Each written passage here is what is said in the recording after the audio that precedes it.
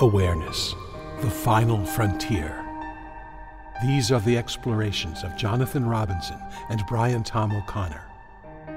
Their continuing mission, to discover fresh new paths to the mystery within, to seek out new joys and new methods of awakening, to boldly go into the heart of expanded consciousness.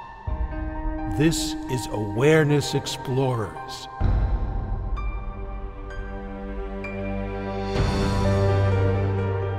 Welcome back, fellow explorers. It's good to have you. I am Jonathan Robinson, and I'm here with my trusty sidekick, Brian Tom O'Connor. And we're also here with a guest explorer, Lion Goodman, who is one of the world's experts, as far as I know, on beliefs. And that's a subject that I find fascinating. How do our beliefs affect awakening? How do they affect everything we do? How do you get rid of the old ones? How do you install new ones? How do you deal with this subject, which is determining so much of our lives? And before we get to asking Lion and interrogating him about all these questions, I will tell you a little bit about him. He's a subconscious pattern detective, a belief therapist, and a healer of the psyche.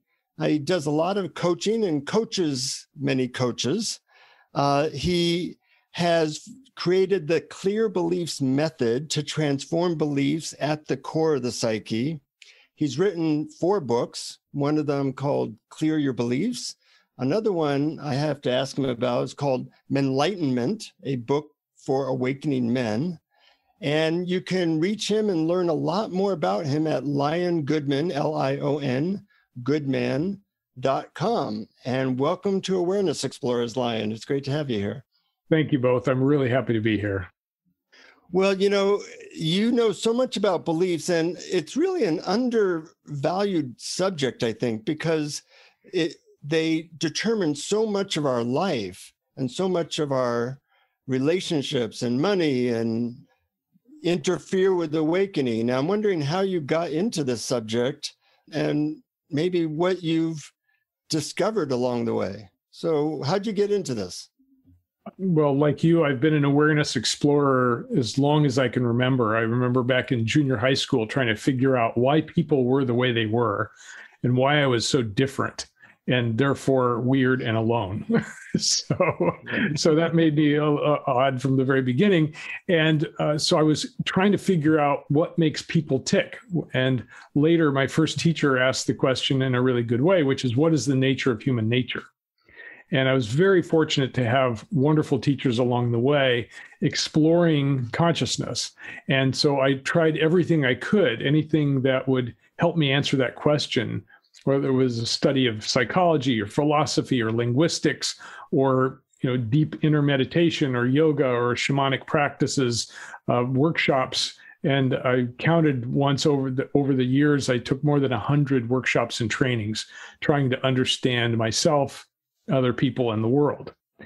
And obviously I was trying to fix myself. There was clearly something wrong with me. That's always a good entry point, trying to fix ourselves. I think Brian and I can definitely attest to the value of pain in moving forward. I can relate, and it sounds exactly like what started my search, but do continue. And I'm sure, like you, I'm sure we've all come to the same conclusions that there was nothing wrong with us in the first place, but it does launch that search, that yes. Quest. Right. And so what I noticed over the decades of this exploration were that certain techniques and certain processes really worked for me, and most of them didn't. Most of them had, I got a high from a workshop, but then 2 weeks later, I was back to the same old me. But some things were profound and had permanent shifts occurring in my life. And so I started looking at the pattern. What were those? What made them do that? And what I realized is that the ones that were profound and permanent were concomitant with a belief change, with a deep belief change. And the one I like to put forth was one of the early ones when I was a young man in psychotherapy. And I realized, oh my God, it's not my mother's fault. that was a huge revelation. It's like that belief, from it's my mother's fault to it's not my mother's fault, had big and profound implications. Yeah. And all of the things that I saw were belief shifts. And so I started studying beliefs themselves. I read everything I could get my hands on, and I tried different workshops and different techniques. What is it? What are they? Where do they come from? How do they function? And how can we change them? And so that was really the foundation of my own particular quest. And all the conclusions I've come to have been built up from all that study, more than 45 years of study and practice of different techniques and understandings of human nature. I love talking to somebody like you because I haven't studied beliefs for 45 years. I've studied them for about 45 minutes and realized, wow, this is a really important area in awakening too, because there's so many beliefs that we have which are counter to awakening. First of all, I'm an individual, and those people are totally out there and different from me. But even beliefs like it's my mother's fault will take you away from awakening. Every belief in a certain way takes you away from awakening. So how do you, in a certain way, we like beliefs because they make us feel safe and they make us feel like we know what's going on. So in awakening, you're kind of taking away all that. And it seems like that would be a challenging thing to try to do. That's why awakening is challenging, because we would rather believe something, even if it's not true, than to not know. The brain does not like to not know. It creates anxiety, and we want to grab onto something and know something. And that in knowing something is better than knowing nothing. And awakening is a lot about letting go of everything and not knowing, right? Being able to be in that expansive piece of awareness. But that's a very nerve-wracking state for the ego. Now, I want to talk about what beliefs are, because most people think of beliefs as an intellectual concept that we're committed to, like I believe in God, or I believe I should get a raise, or I believe I'll have another beer. Whatever that belief is, it's like it's something that is an intellectual construct. But what I found was that beliefs are actually the infrastructure of the human mind, that underneath our mind itself is this need to identify patterns and then use them for survival. My friend Jeremy Lent calls it the patterning instinct, and he has a great book by that name. And it's really a deep instinct. Babies in the womb are trying to see and notice patterns. It's a fundamental action of the mind. And so a baby in the womb can, for example, tell the difference between the mother's voice and the father's voice, even though it's muffled through the body. They can identify voices still inside the womb. And while we're in the womb, we're getting messages, chemical messages from our mother's body. So if she's afraid because of a violent husband, or because of poverty or war, her hormones, her fear and upset hormones, the cortisols, are coming right through the placenta into the baby's developing brain. And the baby is experiencing the same feelings that the mother is experiencing.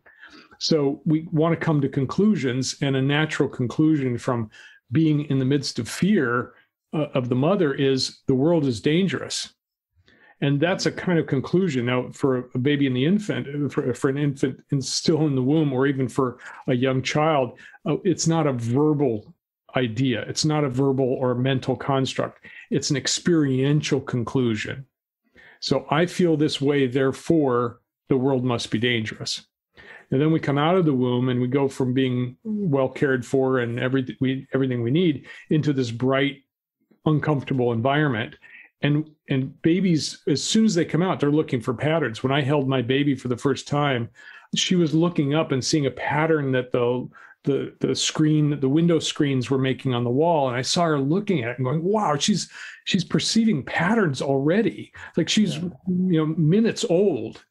And yet she's designed to identify patterns. And so a lot of those patterns really end up being based on trauma, I would imagine. Absolutely, because when a child is being traumatized, which basically means they're not getting their needs met. Yeah. And that's fundamental. Like, a baby comes out expecting to have their needs met. And then whether it's neglect or abuse or harm or being bottle fed instead of breastfed and being fed something that isn't right for your body, all of these things are affecting the baby and making them uncomfortable. And then they're trying to figure out, why is this happening to me? And again, this is all pre-verbal. It's nonverbal. It's experiential conclusions. So most babies conclude, well, I'm supposed to be cared for. I'm not being cared for. There must be something wrong with me. And that's like the number one belief, I would imagine. Absolutely. Everywhere I go, every country I've been in, every person I ask this question, that is fundamental to our beingness. Now, then it gets reinforced. So that conclusion gets reinforced. The mother shows disgust when changing a diaper, and the baby's feeling, oh, there's something disgusting about me. Or the little brother looks down into the crib and says, I'm going to kill you because you took mother's attention away. Like, oh, I'm a bad person, right? So these influences, the baby's open to sort of the psychic field, right? The mental and emotional field around them. And they're getting all these messages. The brain's built to sort information and to come to conclusions so that they can survive. So if you made a really good case for why we are all terribly screwed up. Yes. And I get that all these things happen to us. We develop layers and layers of these beliefs. So by the time a person's 20, they are under like 100 layers of mostly negative beliefs. And in a way, we can't avoid that situation. But we never learn first of all, we don't even know what these beliefs are. And I know that you have some systems for helping people quickly see that, oh, this is what my belief is about money. This is my belief about relationship. This is my belief about spirituality. And I wonder if you can mention a little bit like how a person can see what these invisible things are that have been programmed into us. Sure. First, I want to say that there are negative beliefs. I'm limited, or there's something wrong with me. Then there's also a destructive belief, like I don't deserve to live, or I don't deserve to be fed, right?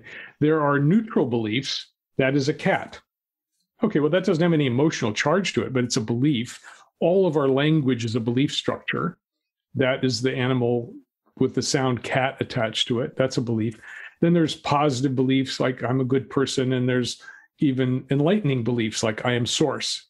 So we don't need to get rid of the good ones, the ones that are working for us. We need to get rid of the ones that are interfering with our lives, limiting our lives, that are problematic in relationships or in career or in awakening, right? Yeah, so I just wanted to make that distinction. People often ask, well, can I get rid of all my beliefs? And my answer is sure. Just be sure you have an attendant who can change your diaper and feed you. So beliefs are the structures we use to perceive the world and get along in the world. So if you have the belief, look both ways before you cross the street, that's a good belief. That's very useful for human beings. And so if you got rid of that belief, you could get hit by a truck. Yeah. So how do you identify beliefs? First, there's the conscious beliefs. Those are the ones that are pretty easy to find. And so you could say, what do I believe about money? And your brain says, money's dangerous. Go, okay, thank you. You write that down. And then you ask the question again, what I believe about money is, and then you'll hear your mind say something else. Money's dirty. Okay, you write that down. And then you ask it again and again and again and again, and you get a list of beliefs that are just natural responses of your own mind to that question. So you can do that in any category. In fact, in my ebooks, I give this exercise called belief self-diagnosis, in which you do that in each category of life. What do I believe about sex? What do I believe about love? What do I believe about knowledge? What do I believe about spirituality? And so when you do that, you get a long list. People come out with very long lists of beliefs. And then you sort through them and say, okay, which of these are positive for me? Which of them are productive and good for me? Which of them are interfering? Which of them are really holding me back? And then you focus on the negative ones. Yeah. Now, Brian, I know you have some questions. Why don't you ask away? Well, I do have a bunch of questions, but probably the first is to ask you to go into a little more detail about how we actually do change our beliefs? Because I know that, for instance, a core negative belief like I'm bad, I'm fundamentally flawed, is something that's so deep, that's so almost pre-conscious, or that was formed in such an early age, that's not so easily replaced. So what do we do about it? What I recognized in this long period of study was that if you treat a belief like an intellectual concept or construct, you can get rid of the intellectual construct, but it doesn't impact your emotional body or your physical body or even the spiritual body. If you tap and say, even though I believe this, I'm a wonderful person, that helps at some level of consciousness, but it doesn't cover everything. Most techniques don't touch the subconscious mind, especially the subconscious mind that's pre-verbal, which is where we got a lot of those negative beliefs in the first place. The reason is that our beliefs are formed out of experience, and experience is multidimensional. And that means our beliefs are multidimensional. They're in every part of us. They're not just in the mental mind space. And being experiential and multidimensional, in order to clear something like that, you need a multidimensional process. Otherwise, you're only clearing part of it out. And that's the reason why beliefs come back over and over and over again for people that are trying these other techniques. So with that established, now we can say, all right, how can you approach a belief that's multidimensional in a multidimensional way?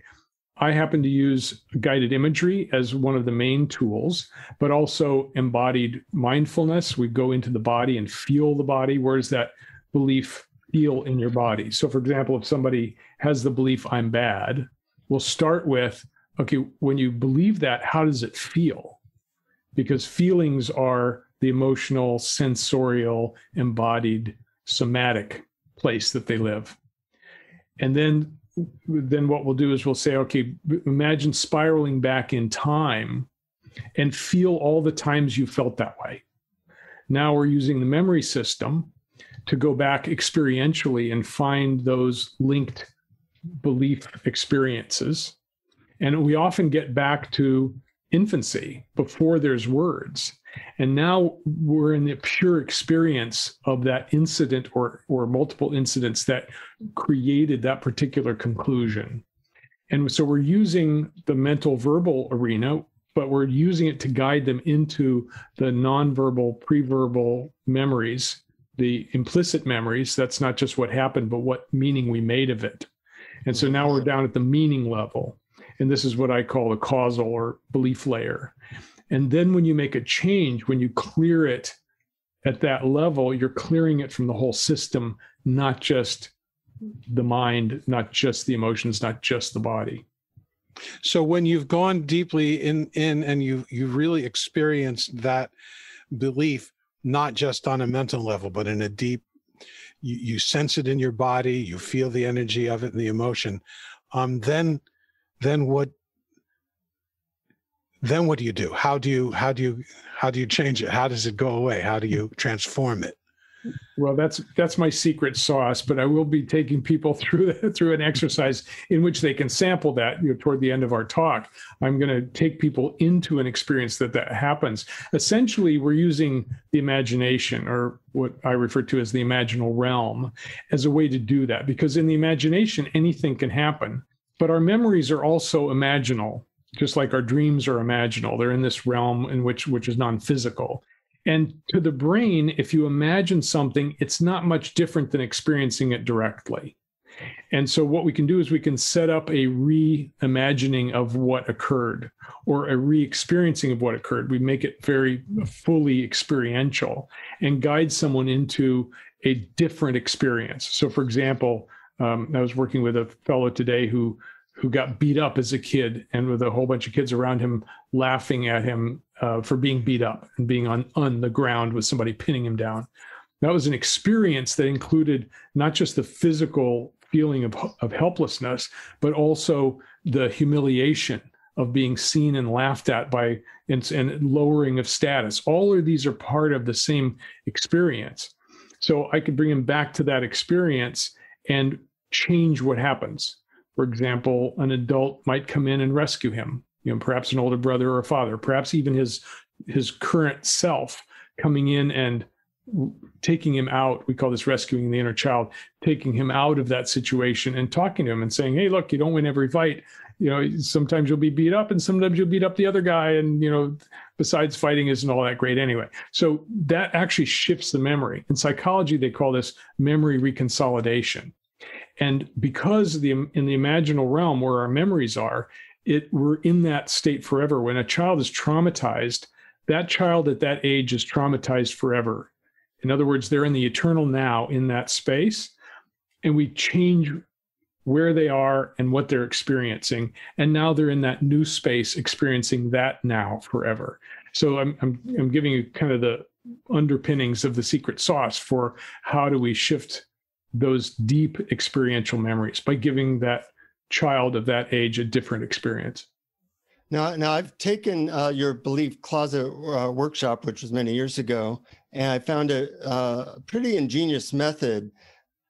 Yet, there's so many beliefs, and some of those beliefs were reinforced over and over again. Do you ever have people go through the process over and over again? Because I would imagine if you have 100 times it's been reinforced here, and you do this process one time, that doesn't quite do the whole thing. Do you have people do it as like a meditation sometimes?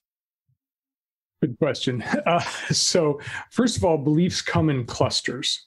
Now, I happen to believe, because this is my belief and my program is based on this, is that when you discreate a belief, when you actually uncreate it, you're uncreating it completely and forever. And it's gone. And most people report after this process, you say, well, now imagine being in that situation again, or imagine feeling that, or imagine what it feels like to have that belief. And they go, yeah, it's just, I don't feel that anymore. Oh, wow. So it's that powerful. It's that powerful. And that can happen in one session. Now, it's also true that beliefs come in clusters. And so often when they are feeling that thing again, they're actually feeling a different but associated belief. So I'm no good. Nobody likes me. There's something wrong with me. I'm deeply flawed. All of those are beliefs that cluster together and reinforce each other. So what we have to do is actually pick up, get rid of one, and then the next one, and the next one, and the next one. And there's a fairly limited number of those beliefs based on our language and our experience. Dad said you're an idiot 20 times. You got the message, I'm an idiot, right? Yeah. It's not, I'm an idiot and a fool and stupid. And, but if those things got said too, each of those beliefs have to be treated. Let's focus on beliefs and spirituality. It's interesting to me. Obviously, there's 5,000 different religions. The only thing that they all share is that they're all absolutely right. And I find it interesting that everybody kind of gets self-righteous about their beliefs. There's a sense like, my belief happens to be right, everybody else's is wrong, and we defend them. And it seems like, from what Brian and I know, especially as you're trying to awaken, that you're really trying to let go of all these layers of beliefs until what's left is just our awakened presence. Or earlier you were talking about how the mind doesn't like to not know. And so I'd like to know how to not know.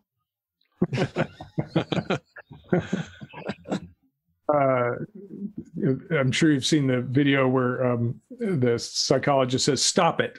Just yes, like, stop believing that. That's the easy answer. Bob Newhart. Bob Newhart. Thank you. Yes, exactly.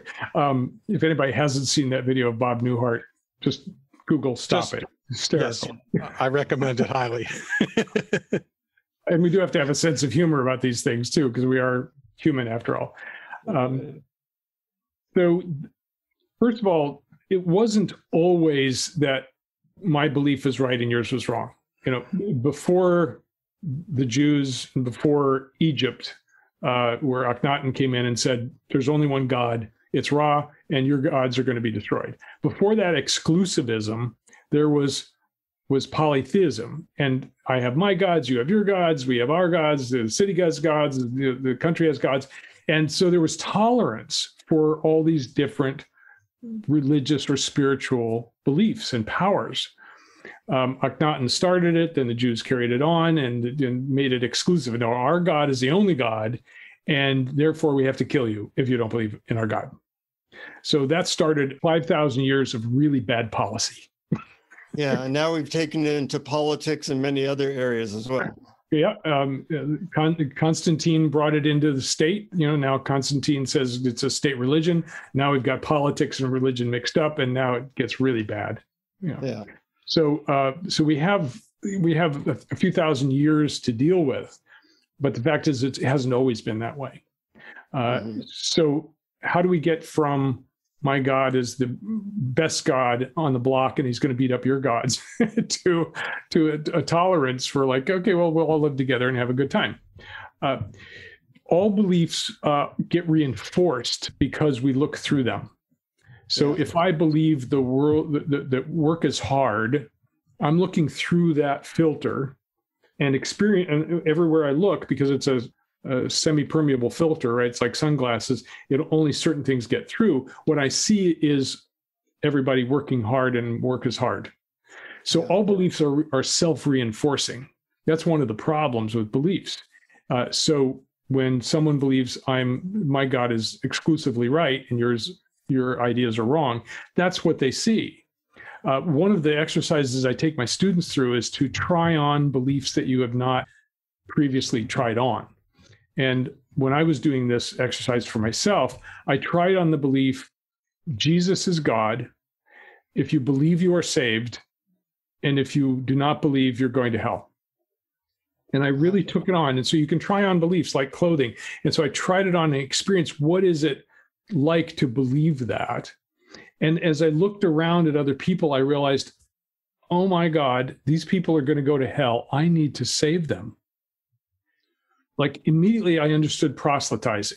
It's like, it's not just trying to convince somebody, it's trying to help them by getting them saved, right?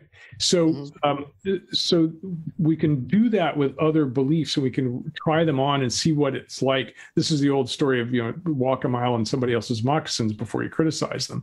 And, but it's trying them on from the inside, like seeing what that filter looks like at the world. And it seems like certain beliefs are closer to what I'll call truth, which is a belief, but certain beliefs are, say, more freeing or more expanded. Like one of the times when I was talking to Ram Dass, I asked him, what is one of his beliefs about spirituality? And he said that there's only one of us here in drag. Great quote. And I started to try that on like an outfit. What would it be like if I saw that there's really only one of us here and we're all in these different forms, but we're all this one part of this human large being. And, that person doing that is maybe the shadow of part which I'm not playing, or they're playing the extrovert, I'm playing the introvert. And it was very freeing to take on that belief, which was obviously different than how I normally look at, which is we're all individuals. And, if you're suffering, it has nothing to do with me. And I'm wondering if there are other so-called spiritual beliefs that you're aware of that you think are helpful for awakening. Most of them are. So that's a really good example, is we are one. Like there's only one mind, there's only one being, and we're all in disguise. And who dressed you in that costume this morning? That's right. A follow-on question. So that's a really good one because it shifts your point of view. Now, is it true? Nobody knows. But as a belief, as a way of looking at the world, it's quite helpful because you stop beating other people up for who they are. So as a social construct, it's a helpful belief because it changes our behavior and our decisions, because every belief is influencing not just our perception, but also our decision-making process and our actions. So we could go back to Aristotle, who's my favorite philosopher, and say, what are virtues? The virtues are the qualities and behaviors, and they have to be practiced, that produce happiness, that produce human flourishing, not just for myself, but for my family and community and the world, right? So if we focus on those qualities, any belief that brings those qualities up, love, wisdom, courage, helpfulness, kindness, these are the qualities that throughout all civilizations have been brought up as the virtues. Sometimes they're more exclusive, like the Catholic Church has their 7 deadly sins and 7 divine virtues. But all of the virtues do that. They change our behavior and bring us into harmony with each other and into kindness. They make a better world. Yeah, so I would say in the right direction. Exactly. So any belief that does that, I would say, is a good belief to have, and it leads you toward that recognition, a higher and higher level of recognition of our oneness, of our integration, spiral dynamics, right? You're including it as well as transcending as you go up the spiral. So when you're seeing the world as, everything it's been, everything it is, and everything it could be, that's a great perspective to have. It takes time to get there because there's a lot of beliefs in the way. But as you clear your negative beliefs more and more, it frees you. In fact, all of the techniques I teach have the ultimate goal of showing you who you really are at the being level. Because when you, for example, you take on a belief and you feel it and you experience it, and then you take it off and get rid of it, that act helps you realize, oh, I am not the belief. I took it on, therefore I can take it off. It's just a belief. It's not who I am. And that moment of recognition of, oh, I can take it off, that means I'm not that. That's really key. Yeah. I find this so fascinating in so many levels. One of them is, I think, the concept of trying on a belief is so valuable. And certainly in terms of spirituality, when I listen to some teachers who tell me certain things like, when I look at a tree, it's not really out there, it's in here. And then my mind says, no, that's not true. And I realize we're not talking about whether or not a belief is true. We're talking about trying it on, taking it on, using imagination. When I just simply say, okay, I don't need to believe this. What if it were true? What if what I'm witnessing out there was actually appearing inside? What if I'm simply the universe looking out through my eyes? I don't need to believe it's true, but if I try it on, it opens something, it triggers something, it creates a little wormhole back into universal consciousness. So that's why I'm finding this fascinating, that your ideas about beliefs can be used towards spiritual awakening. Yeah, not only do our beliefs create our experiences, but our experiences create our beliefs, right? It goes both ways. So what you're saying, what you're pointing to is that when I try on a belief, I'm getting an experience. And beliefs aren't true or false. They're not right or wrong. They're simply tools we use to create experiences. Right. One time I realized when I was spending time with Jeffrey Martin of the Finder's Course, who we interviewed, he had a belief that was very different than mine.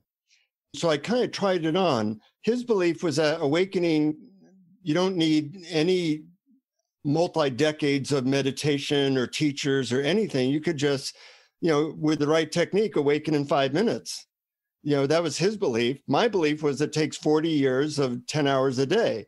And so I figured, where did I take that on? And then I tried on his belief, and in 5 minutes, I'm in an awakened state. And I go, well, that was a waste of a lot of years. And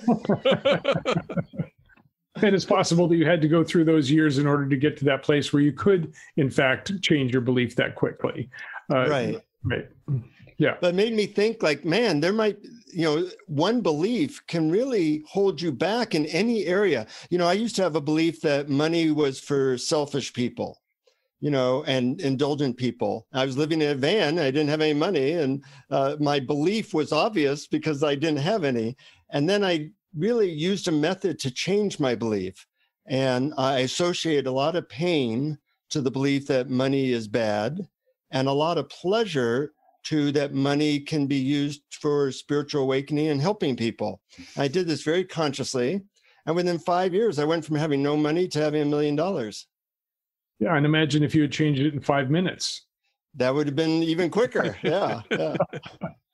One of our guests that we had on the show in the past, and who's a very dear friend of mine, is Bridget Dengel-Gaspard, who talked all about voice dialogue, which she learned from Hal and Sidra Stone. And I understand that that's part of your background as well. And that's where we where we look at at the different selves within us. And how does that was that something that fed into your ideas and systems about beliefs, or the other way around? Because you have some background in that as well. Am I correct? I do. I've been trained by Hal and Sidra.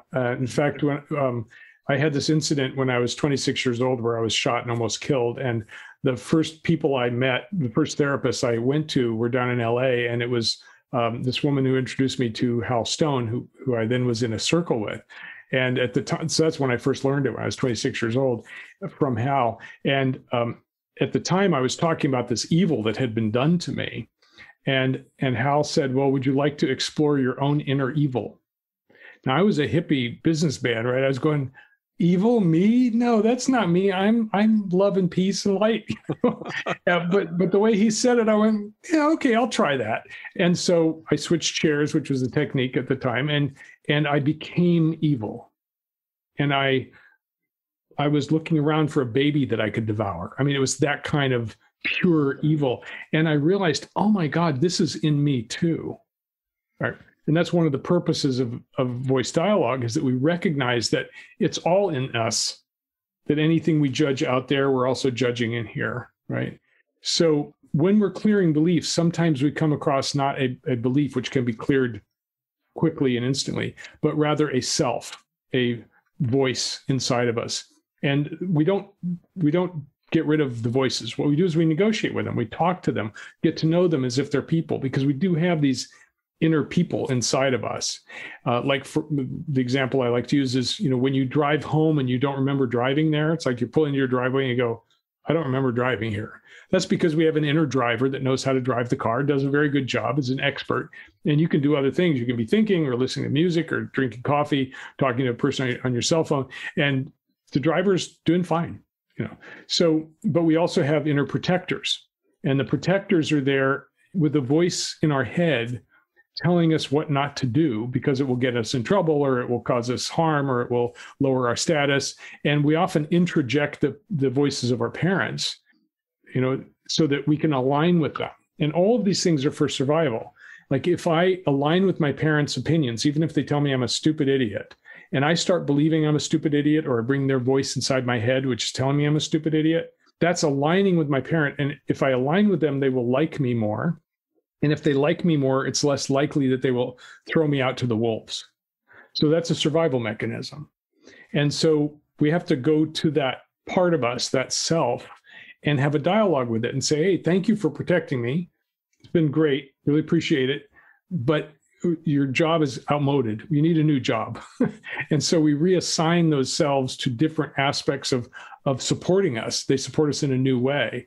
And so this is called transformational voice dialogue. And it's part of the training that I teach, because it's fundamental to these shifts that can occur.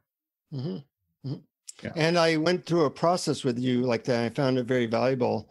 And it was definitely useful for me. What advice would you have for people to become aware of any beliefs that might be in the way of their further spiritual progression or awakening? Well, I'd almost have to know them in order to know what to advise them.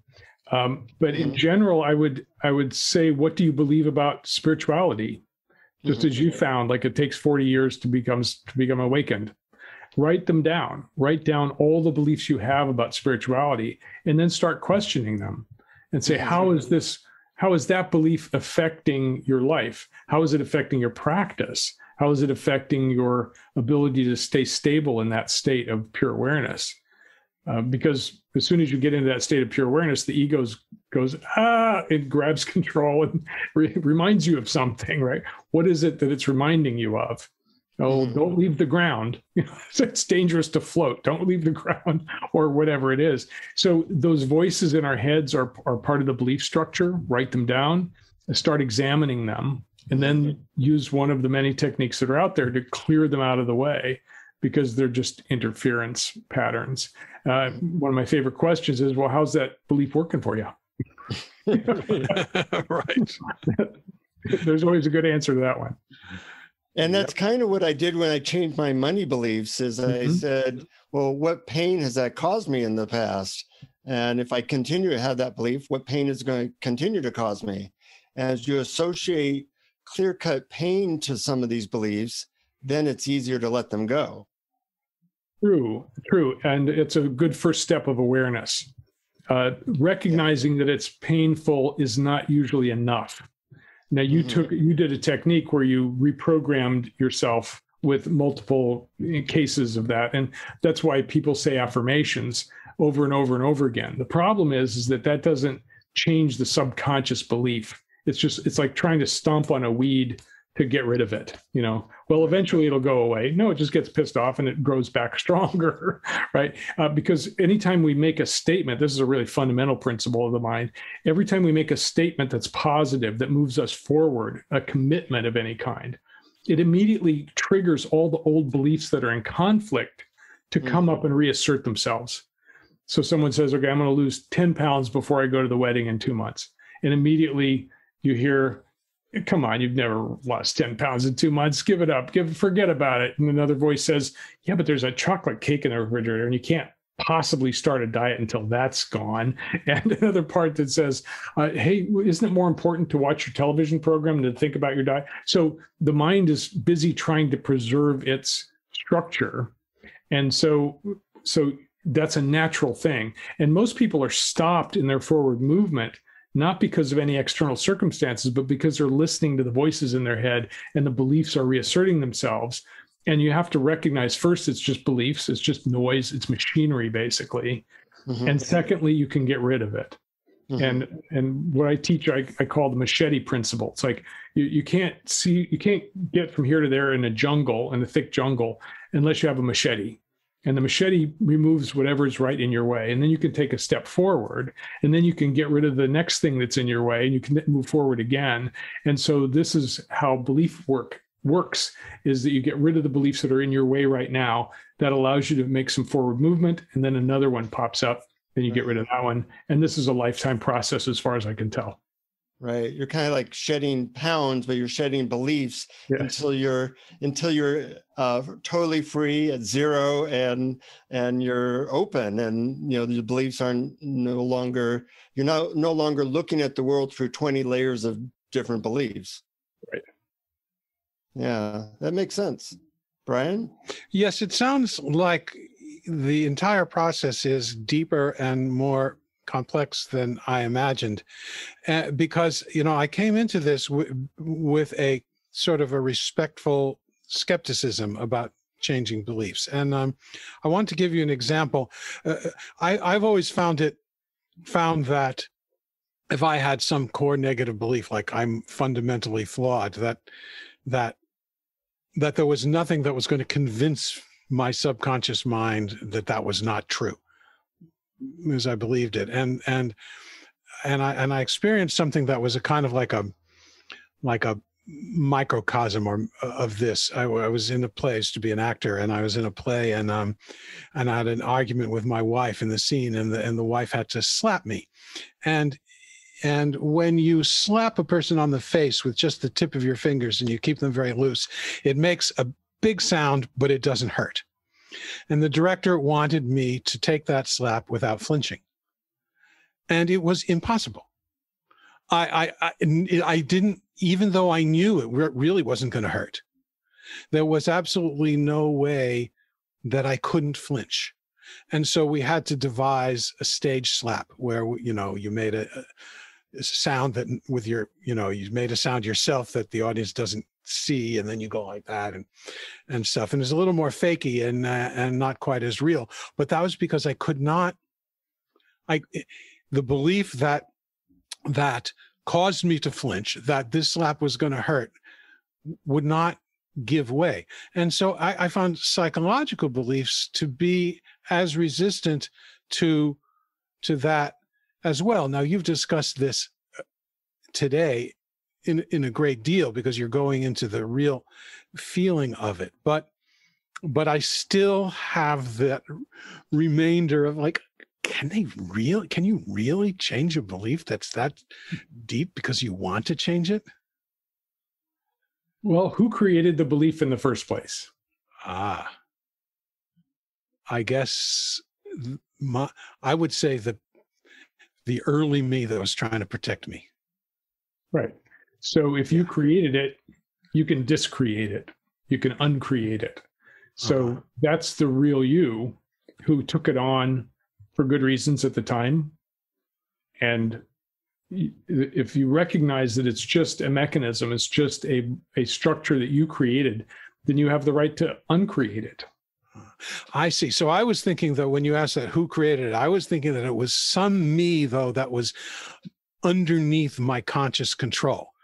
Whereas the conscious, so there's that unconscious person that created the belief, but that the conscious me wants to get rid of the belief, and the unconscious is going to say, sorry, no way, absolutely no way. Right. That's why you have to learn to speak the language of the unconscious and the subconscious mind. And that's what I teach, because the subconscious speaks in a different language. It doesn't speak in English or any other verbal language. It's a subconscious. It's a different language. So, for example, the subconscious speaks in images and sensations, and sometimes it puns. Right? You have a dream of being in a fire, and the next day you get fired. Right? So the subconscious is playing with you with puns. But if you learn to speak its language, then you can work down at that level. And at the conscious level, it's hard to do that because we think we've got verbal mind from the time we're 2 or 3 years old. And to get to the deeper beliefs, you have to go past the verbal level. You have to get all the way into the experiential level that a child's experiencing.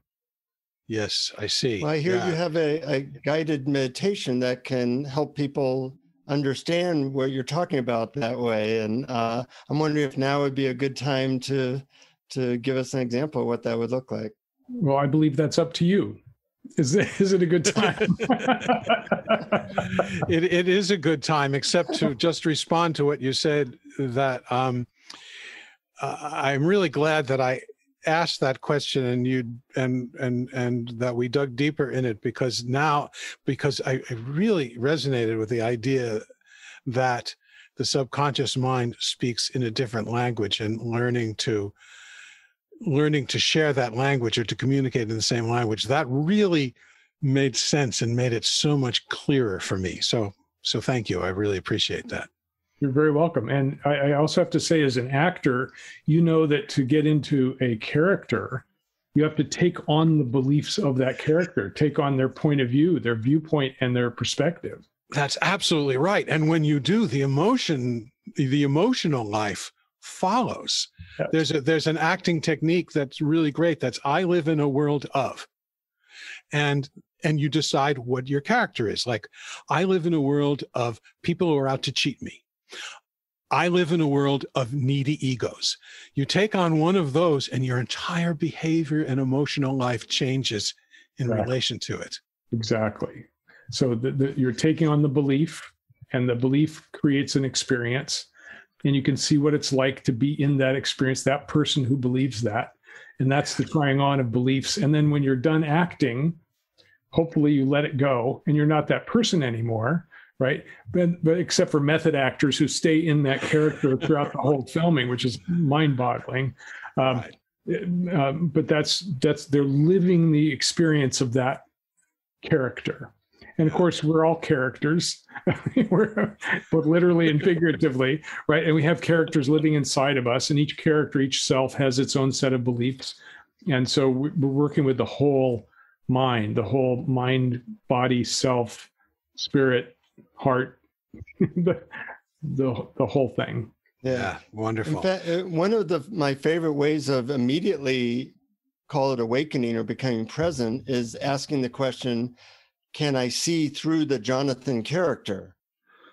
Because, he's doing whatever he does, right, but that's not me. I am awareness. And just asking that question is a very powerful way to immediately realize that you are not that character. Exactly. You're shifting the perspective to that which is not the ego's structure of the self. Because the whole, who we believe we are is the ego is the character that we are being.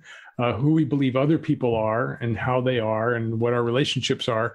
That's the second layer, and what the world is. We have self-beliefs, other beliefs, and world beliefs, and they all impact us. They all limit us. And here's the other key, is that all beliefs are limiting. We say the limiting beliefs, right? But they're all limiting because they take the entire universe of truth, of being it all multidimensionally and in every way, and we shrink it down into a structure that our simple mind can handle. So I am Lion.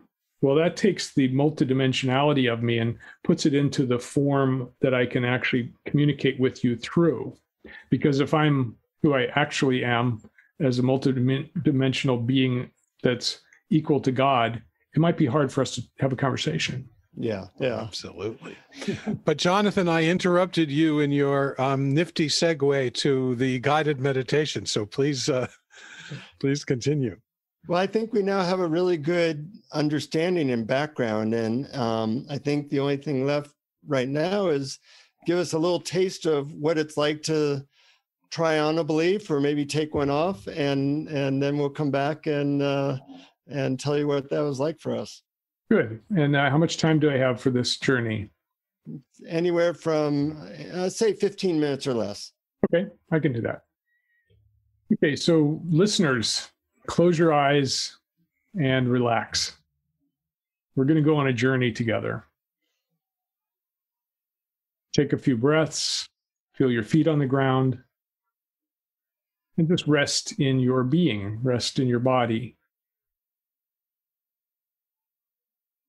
We've been talking about beliefs, and you may have discovered already a belief that you have that's interfering with your life.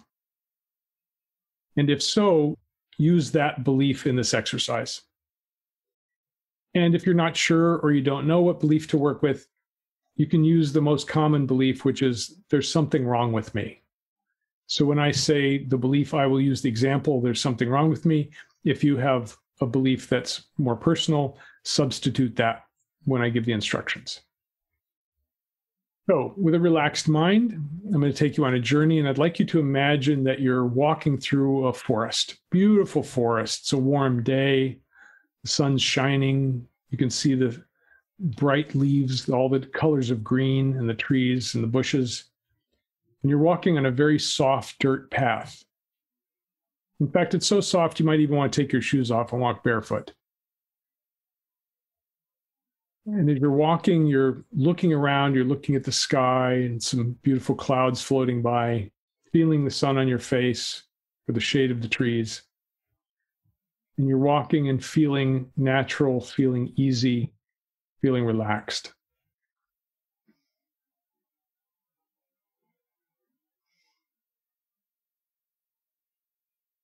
And as you're walking, you see up ahead some kind of opening. You're not sure what it is yet, so you get curious. And as you approach the opening, you see a large meadow. And in the center of the meadow is an unusual structure. It's a circle of stones, standing stones. And in the center, you can see a fire burning. And you also see another object. And so this makes you curious. And so you walk up toward the circle or down toward the circle. And you recognize this as a place created by the ancestors, a sacred place where you can get rid of old beliefs and take on new beliefs. And so before you enter, you recognize that you should be courteous. And so you ask for permission to enter the circle and use it for your own well-being.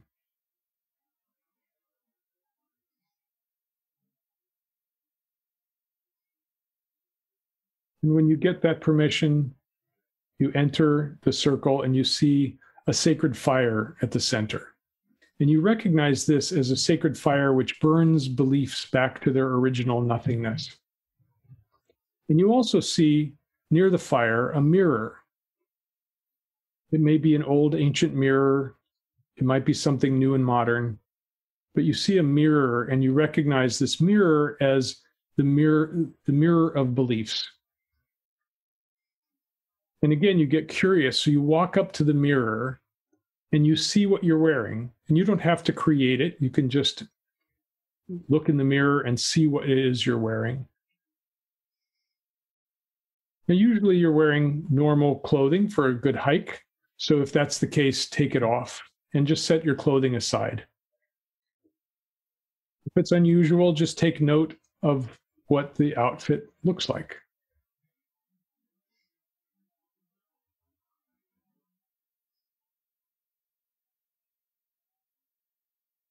If you've taken off your clothing, I'd like you to close your eyes, or even if you have kept the costume or the clothing on, close your eyes.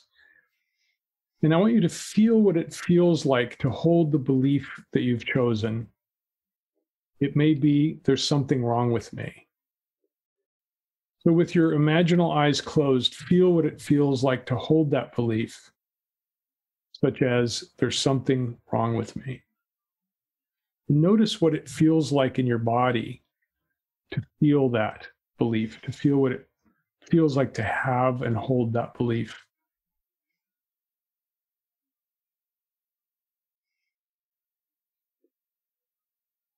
It usually feels pretty crappy.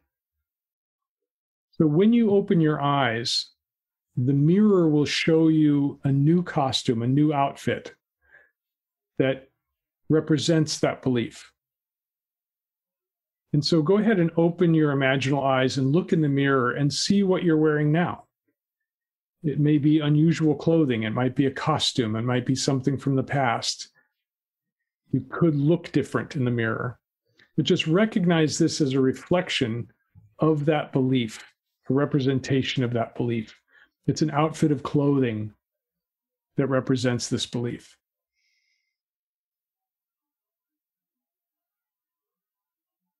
And notice how this outfit feels on your body, whether it's restrictive, whether it's heavy, what it's made of, what color it has, what shape and the length.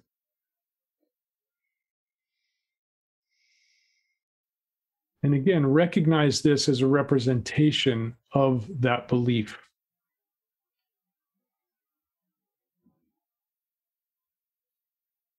And now the question comes, is this a belief you want to keep, or is it one you want to get rid of?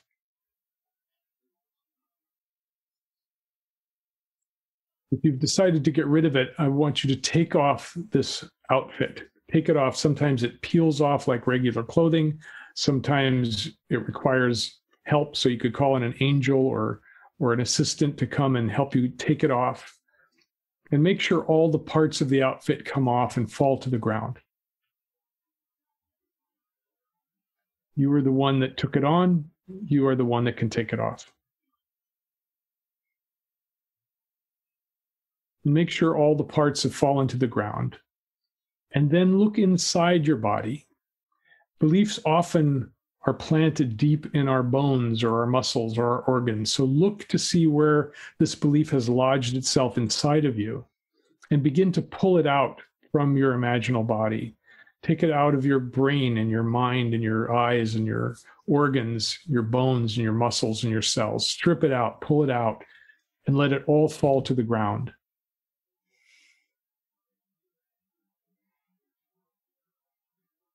Sometimes it comes out easily. Sometimes you have to work at it. Whatever is true for you, pull all of it out and let it fall to the ground.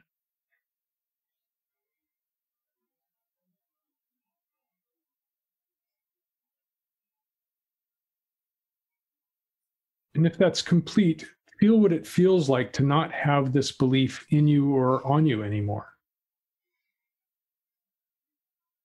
There's usually some relief involved.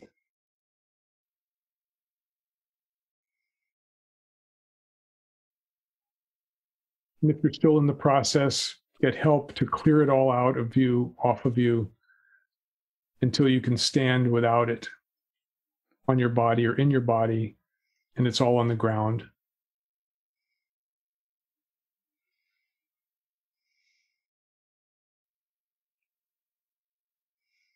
And now look down at the ground where all of this stuff has been taken off of you and out of you. and begin to gather it up, like put it in the form of a ball that you could hold in your two hands. And pick it up off the ground and regard it as a belief that you no longer have in you or on you. And we're going to do a ceremony now. So walk over to the fire, the sacred fire that burns beliefs back to their original nothingness, but don't put it in the fire yet. Because every belief we have has served us in some way. Even negative beliefs, such as there's something wrong with me, have served us to align with our parents or to help us stay safe. And so as you look at this belief outfit that you've taken off and you're holding in your hands, regard it with appreciation. Even if it's hurt you, even if it's been a terrible burden, still send it some appreciation, because everything wants to be appreciated. And say the following phrases to it, and feel free to modify these phrases. As you look at it with appreciation, say to it, "Thank you for having served me in my life."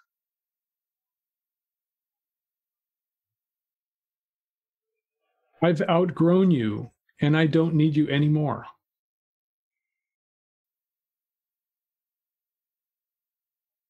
"Your job is done."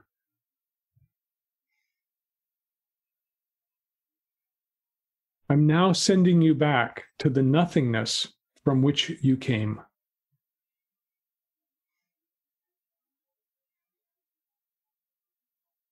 Now feel free to add any other phrases or things you want to say to this belief before you place it in the fire.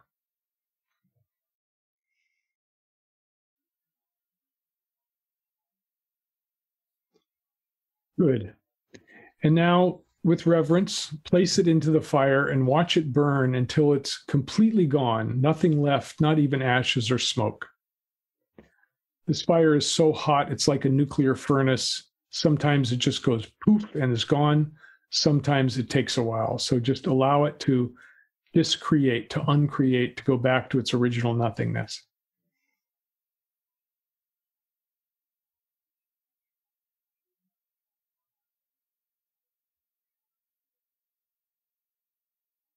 And if it's gone, feel what it feels like to no longer have it in your life.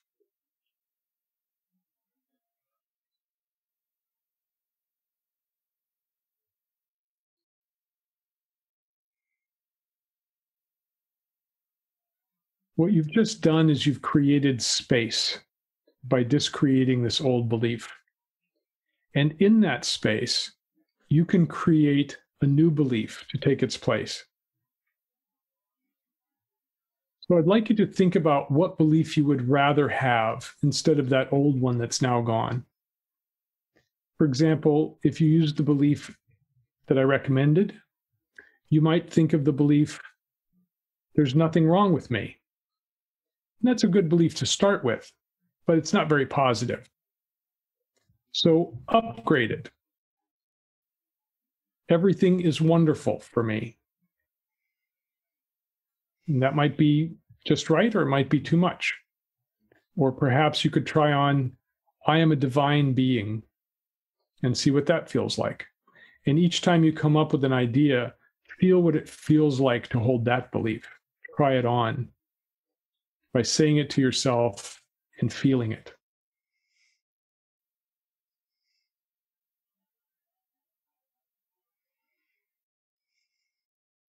If you haven't come up with the right belief, you can use this one. "I am a sacred and worthy being." Try it on, feel what it feels like to hold that belief. And if you like it, use that one. You can always change it later.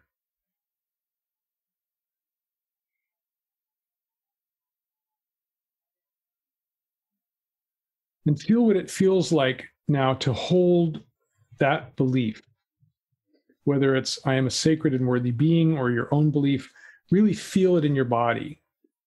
Feel it as if it's 100% true. And think of all 70 trillion of your cells in your body dancing and singing this new belief. They're all taking it on and going, hooray, this is the new belief, this is true. And feel the celebration of that truth.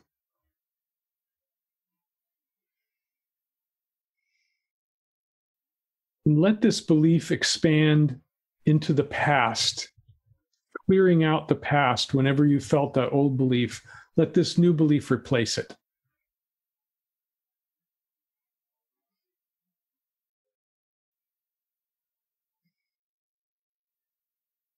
And let it expand into the present, all of your current circumstances and relationships.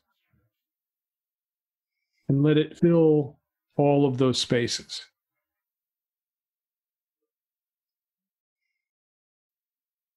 And let it expand further into the future, where new possibilities are created with this new belief.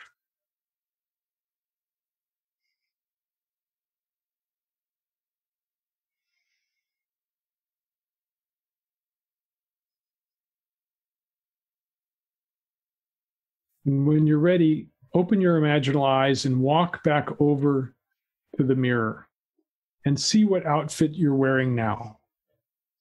It could be anything. It could be pure light. It could be a scene. It could be golden gowns or wings.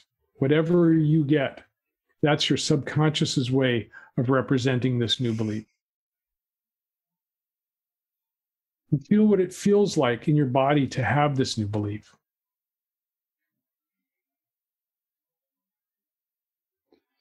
And feel what it would feel like to live from this belief.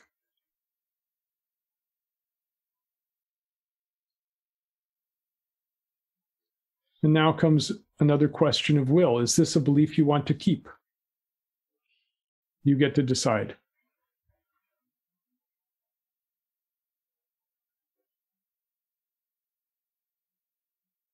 Whatever you decide, look around this sacred place, this sacred circle, feeling this new belief, recognizing and thanking the ancestors or whoever built this place, thanking them for allowing you to use it in this way. Feel your gratitude to be alive. And then begin to walk out the circle toward the entrance where you came in. And as you exit, turn around and give a bow of gratitude to the circle and to the elements and the beings that are here. And wearing this new belief outfit and feeling these new feelings, find your way back to the path and begin walking back on the path, feeling what it feels like to live in this belief, in this place of beauty and nature.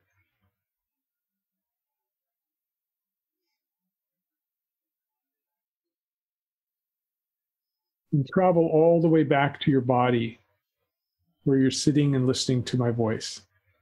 And feel this new outfit on this body that you have in this place in this time. Feel the feelings in this body, your 70 trillion cells celebrating this new belief. And feel it radiating out of you like a sun into all parts of your life.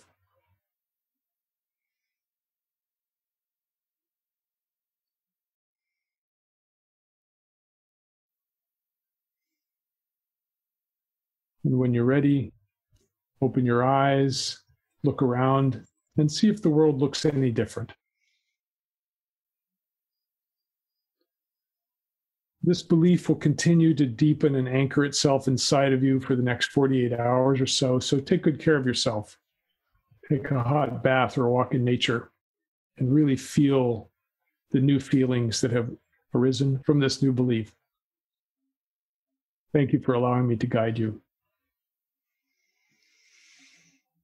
Thank you.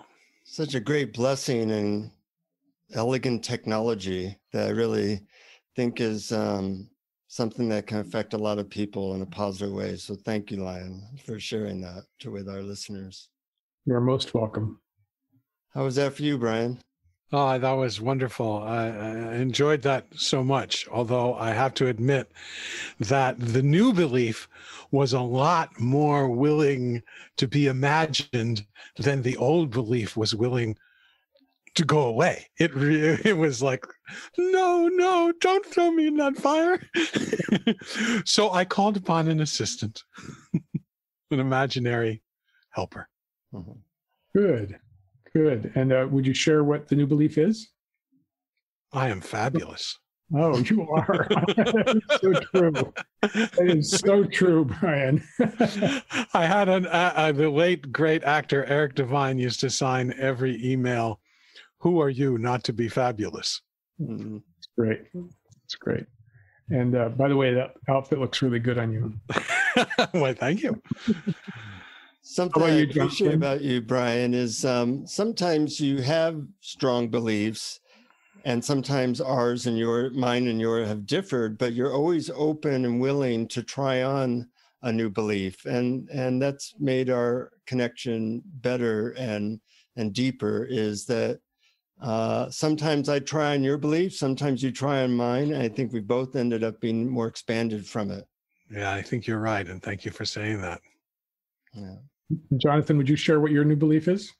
Yeah, my new belief is I am stillness and love. How did that feel? Fabulous.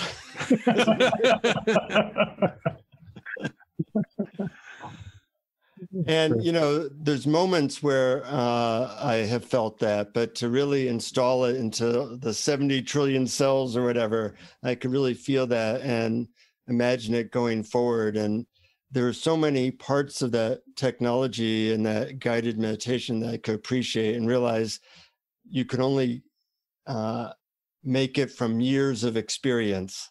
So thank you for sharing that. Pleasure. Yeah. Any last words for our listeners, Lion? Remember that your beliefs are merely tools that you use to create experiences. And if you don't like your experience at any moment, change your beliefs. If you don't like what's happening, change your beliefs. And if you don't like who you are at any moment, change your beliefs, and it will change everything. Well said. Well said. Well, people can find out more about you at liongoodman.com, Lion Goodman.com. And you have a lot of information there and free ebooks and all kinds of great stuff.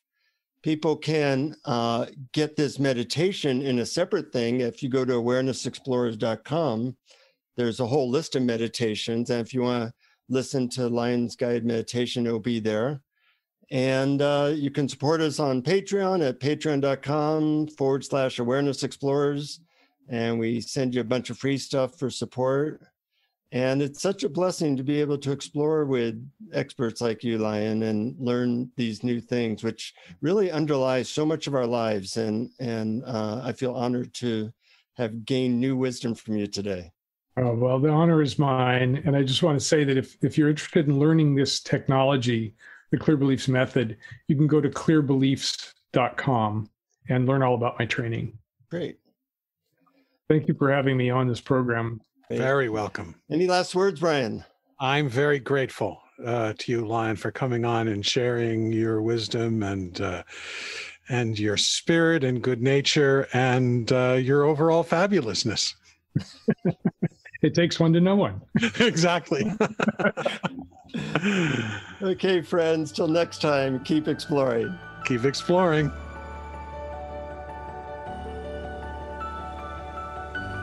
Thank you for listening to Awareness Explorers. To learn more, you can check out our website at awarenessexplorers.com. Please subscribe to our podcast on your favorite podcast app. We'd love it if you would post a review. And please share our link on Facebook and with family and friends, because knowing yourself as awareness is the greatest gift you can give yourself or someone you love.